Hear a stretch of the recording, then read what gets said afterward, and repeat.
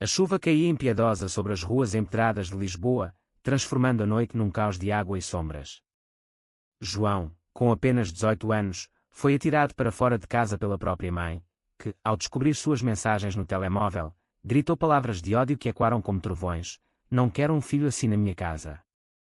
Ele ficou ali, encharcado e tremendo, sem um tostão no bolso, enquanto a porta se fechava para sempre atrás dele, deixando-o sozinho no mundo que mal começara a entender. João cambaleou pelas ruas estreitas do bairro Alto, o coração batendo forte contra o peito molhado. Ele sempre soubera que era diferente, mas nunca imaginara que o amor que sentia por Miguel, seu colega de escola, seria o gatilho para tal rejeição. A mãe, uma mulher devota e conservadora, criada numa família católica rígida, via a homossexualidade como um pecado imperdoável, uma afronta à tradição portuguesa que ela tanto prezava. "Vai embora e nunca mais voltes", foram as últimas palavras dela, carregadas de uma dor que misturava decepção e medo do que os vizinhos diriam. Sem opções, João procurou refúgio num abrigo para jovens sem abrigo, onde a realidade o atingiu como um soco. Ali, entre paredes frias e camas improvisadas, ele encontrou outros como ele, rapazes expulsos por serem quem eram, vítimas da mesma sociedade que pregava tolerância mas praticava exclusão. Nos dias seguintes, a fome e o frio tornaram-se companheiros constantes, mas pior era o tormento interior. "Será que eu sou mesmo um erro?", questionava-se João todas as noites, revivendo as discussões acaloradas com a mãe sobre valores familiares. Ele lembrava-se de como ela o educara para ser um homem, de verdade, casar, ter filhos, perpetuar o nome da família. Agora, tudo isso ruíra.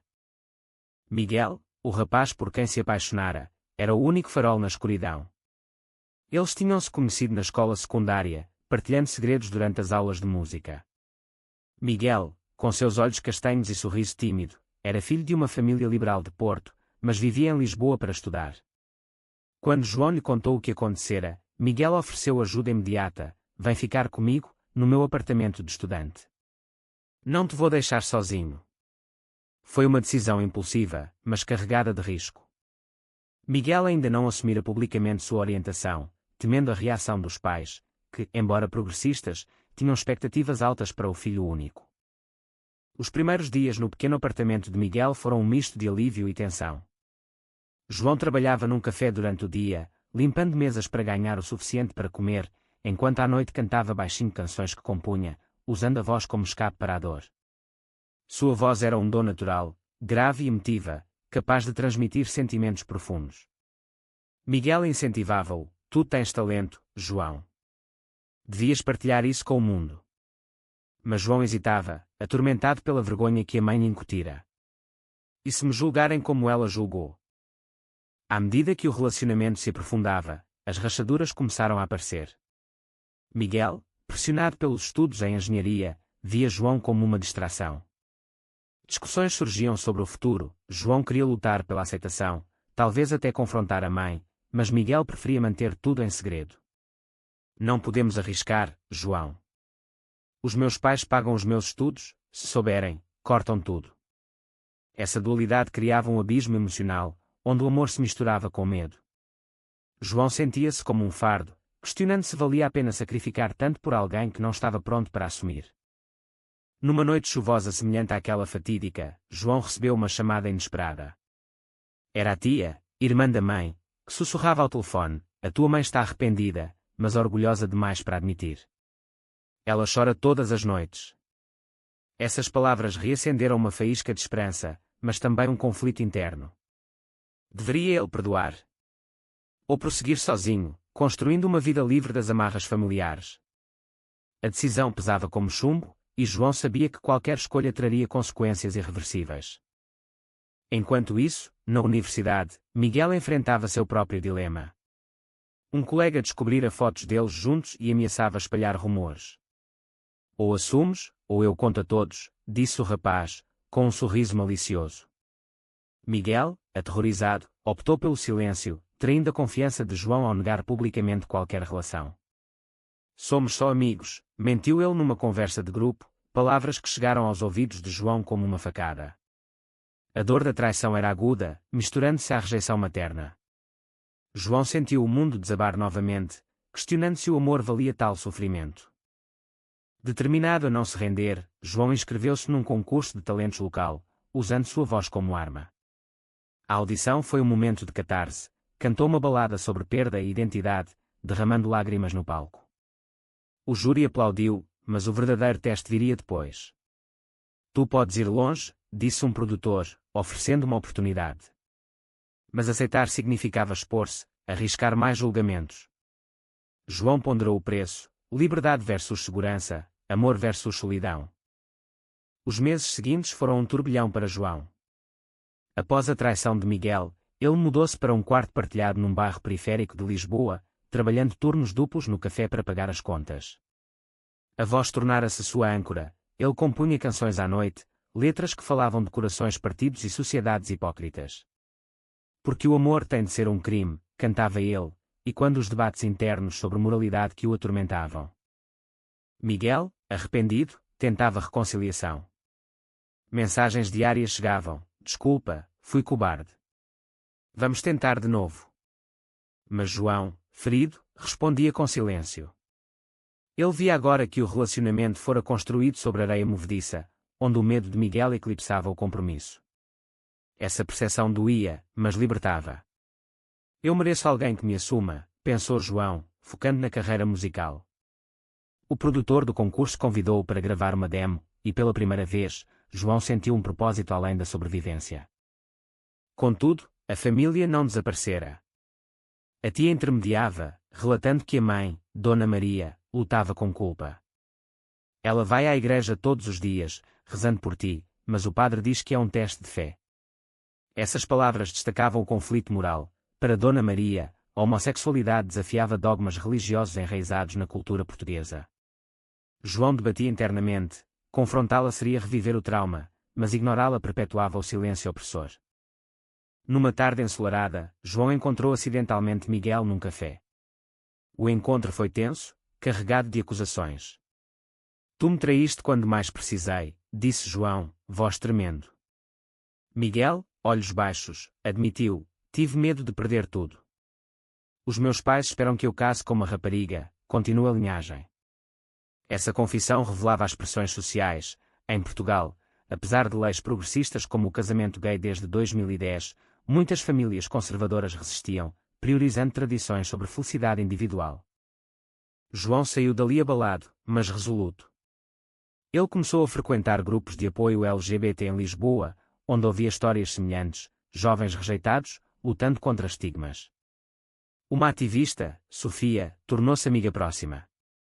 Tu tens de lutar, não só por ti, mas por nós todos, incentivava ela. Inspirado, João compôs uma canção sobre aceitação, que viralizou nas redes sociais. Milhares de visualizações trouxeram mensagens de apoio, mas também ódio, comentários homofóbicos o atacavam, e quando as palavras da mãe. O sucesso inicial atraiu atenção. Um agente musical contactou, propondo um contrato. Mas tens de ser autêntico, contar tua história, disse o homem. João hesitou. Expor a rejeição familiar seria uma traição. Ou uma forma de cura. Ele optou por aceitar, sabendo que o preço seria alto. A mãe, ao ver o vídeo online, reagiu com fúria misturada à dor, ligando para a tia: ele está a envergonhar a família. Enquanto isso, Miguel enfrentava consequências próprias. Seus pais descobriram a verdade através de rumores, e o pai, um empresário conservador, cortou a mesada. Escolhe, ou endireitas-te, ou sais de casa. Miguel, forçado a decidir, escolheu confrontar: eu amo o João, e isso não muda. Mas o pai, irredutível, expulsou, repetindo o ciclo de rejeição. Miguel procurou João, pedindo abrigo: agora entendo o que passaste. João, dividido, aceitou de volta, mas com condições. Sem segredos desta vez. O reencontro foi emotivo, mas frágil. Eles navegavam pressões sociais, amigos questionavam, vizinhos fofocavam. Num evento LGBT, eles apareceram juntos, um ato de coragem que fortaleceu o laço, mas atraiu ameaças anônimas. João sentia o peso, cada decisão custava, mas trazia crescimento. A canção de João ganhou prémios locais, impulsionando-o para um concurso nacional. Vais representar a nossa comunidade, disse Sofia. Mas o medo persistia: E se falhasse? E se a mãe o visse na TV? O conflito interno intensificava-se, misturando ambição com trauma familiar. O concurso nacional, Vozes de Portugal, era o sonho de qualquer aspirante a cantor. João, selecionado entre milhares, preparava-se com dedicação, ensaiando horas a fio. Sua voz, agora polida, carregava a essência de suas lutas, letras sobre identidade, amor proibido e resiliência. Miguel, ao seu lado, apoiava, mas as fissuras no relacionamento reapareciam. Tu estás obcecado com isso, esquecendo-nos, queixava-se Miguel, sentindo-se secundário. A pressão familiar escalava. Dona Maria, influenciada pela tia, enviou uma carta: filho, eu errei, mas tu também. Volta para casa, mas muda. Palavras que misturavam remorso com condições, destacando o dilema ético: perdoar significava aceitar termos, ou rejeitar era cortar laços para sempre. João debatia com Sofia: ela quer que eu minta para mim mesmo. Sofia respondia: muitas famílias mudam com o tempo, mas tu não podes sacrificar tua essência. No concurso, João avançava rodadas, sua performance sobre rejeição tocando o público. Juízes elogiavam: tu transmites verdade. Mas bastidores revelavam intrigas, um concorrente homofóbico espalhava rumores sobre sua orientação, tentando desestabilizá-lo. Quem não ganha aqui, sussurrava. João confrontou: minha voz é o que importa, não quem amo. O confronto virou notícia, polarizando opiniões, uns aplaudiam a coragem, outros condenavam. Miguel, desempregado após a expulsão, dependia de João, criando tensão. Eu sacrifiquei tudo por ti, dizia Miguel, pressionando por compromisso. João sentia culpa, mas também ressentimento: tu me traíste primeiro. Uma discussão explodiu, Miguel acusou João de egoísmo, saindo porta fora. Sozinho, João questionava: o amor sobrevive a tais provas? A mãe, vendo o filho na TV, lutava internamente. Conversas com o padre revelavam dúvidas: Deus ama todos, mas a Bíblia. Ela via o sofrimento de João, e quando o seu? No impulso, ligou: vem jantar, só nós. João aceitou, coração acelerado. O encontro foi carregado, lágrimas, acusações. Por que me expulsaste? Perguntou ele. Tive medo do que diriam, admitiu ela. Mas quando João mencionou Miguel, ela endureceu: isso não aceito. João saiu dali confuso, o perdão parecendo distante. O concurso prosseguia, com João na semifinal. Uma performance dedicada à mãe comoveu, mas bastidores traziam traição. Miguel, invejoso, vazou detalhes pessoais para a imprensa, esperando atenção. Queria ajudar, mentiu ele depois. João, devastado, terminou: traição de novo. Acabou. Sozinho novamente, João canalizava a dor na música. A final aproximava-se, e ele sabia: vencer seria validar sua jornada, mas perder confirmaria medos. Sociedade observava, debates sobre LGBT ferviam nas redes. João ponderava o custo: fama versus privacidade, reconciliação versus independência. A final do Vozes de Portugal era transmitida ao vivo para milhões. João, no palco sob luzes fortes, cantava sua composição original, uma balada sobre perdão e identidade. Sua voz, rouca de emoção, calou a plateia. Eu sou quem sou, e isso basta, entoava, lágrimas escorrendo. O público aplaudiu de pé, mas nos bastidores, o caos, repórteres questionavam sua vida pessoal, graças ao vazamento de Miguel. Vencedor anunciado, João ergueu o troféu, mas a vitória era agridoce. A fama explodiu, entrevistas, contratos, mas também escrutínio. Comentários online variavam de apoio ao ódio: herói LGBT versus aberração. João sentia o peso da representação, sua história inspirava jovens, mas expunha feridas. Miguel, arrependido, suplicava perdão: fui idiota, invejoso. Mas João, endurecido, recusou: pagaste o preço da tua cobardia. Miguel, agora sem abrigo, enfrentava a realidade que João conhecera, um ciclo de karma que destacava consequências de decisões. Dona Maria, vendo a vitória na TV, chorou. Amigos da igreja questionavam: teu filho é um exemplo. Ela debatia moralidade, tradição versus amor maternal. No encontro arranjado pela tia, ela confrontou João: orgulho-me da tua voz, mas não da tua escolha. João rebateu: minha escolha é quem sou. A discussão escalou, com Dona Maria admitindo medos sociais. Em Portugal, ainda julgam. João saiu, questionando se reconciliação era possível. Com fama, João juntou-se a campanhas LGBT, falando em eventos. Numa conferência em Porto, conheceu Tiago, um ativista maduro. A atração surgiu, mas João hesitava. Após traições, confiar era difícil. Tiago, compreensivo, compartilhava histórias. Eu perdi família, mas ganhei liberdade. Eles começaram um relacionamento cauteloso, focado em apoio mútuo. Mas sombras persistiam. Um escândalo. Um tabloide publicou fotos antigas com Miguel, alegando triângulo amoroso. João negou, mas dano estava feito. Patrocinadores hesitavam, sociedade conservadora boicotava. Valeu a pena? Perguntava-se ele, enfrentando depressão. Sofia apoiava: tu estás mudando mentes. Dona Maria, influenciada por notícias, procurou terapia. Sessões revelavam traumas próprios, um pai autoritário que a moldara. Eu projetei meus medos em ti, confessou numa carta. João leu, emocionado, mas cauteloso. Um jantar familiar testou, com tia presente, eles discutiram abertamente.